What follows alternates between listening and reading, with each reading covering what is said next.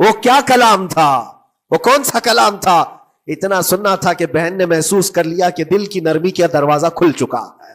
یہ قرآن ہے جس نے دلوں کے دروازے کھولے ہیں. مکہ والوں کے قرآن ہے, دل کی نرمی کی طرف دروازہ کھل چکا ہے. تو عمر ابن خطاب سے کہا کہ تم غسل کر لو, تم پاک ہو جاؤ, ہم قرآن تمہیں سناتے ہیں. اور انہیں پاک کیا گیا.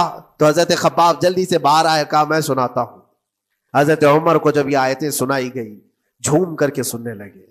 قرآن کی وہ آیتیں 16 یا 17 آیتیں ہی سن پائے تھے کہ ان کے جسم کے اندر راشا تاری ہوا, کپ کپی آئی.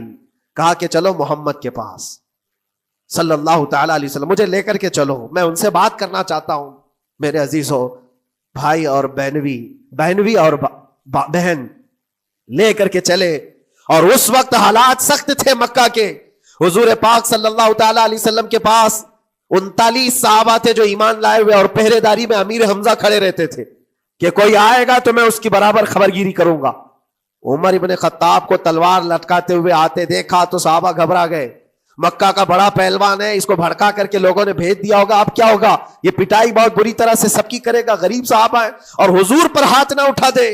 سب ڈرنے لگے.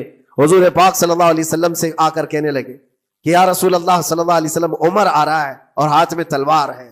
اللہ کے نبی صلی اللہ علیہ وسلم نے فرمایا وہ میری گردن نہیں, اپنی گردن دینے آ رہا ہے.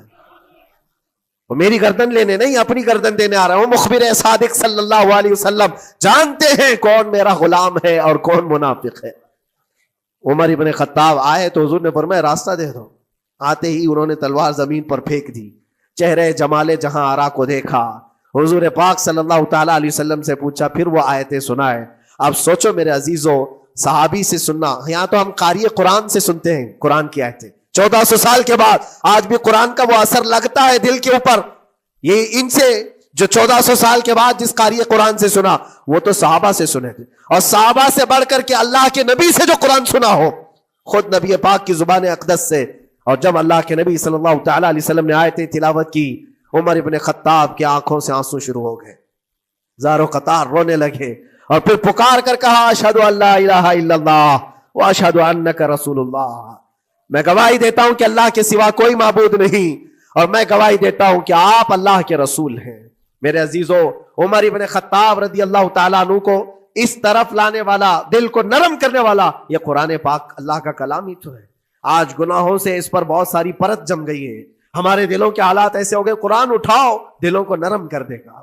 اور رجب المرجب میں قرآن کو پڑھو گے زمین نرم ہو جائے گی, اور پھر اس کی برکتیں تم رمضان میں دیکھو گے.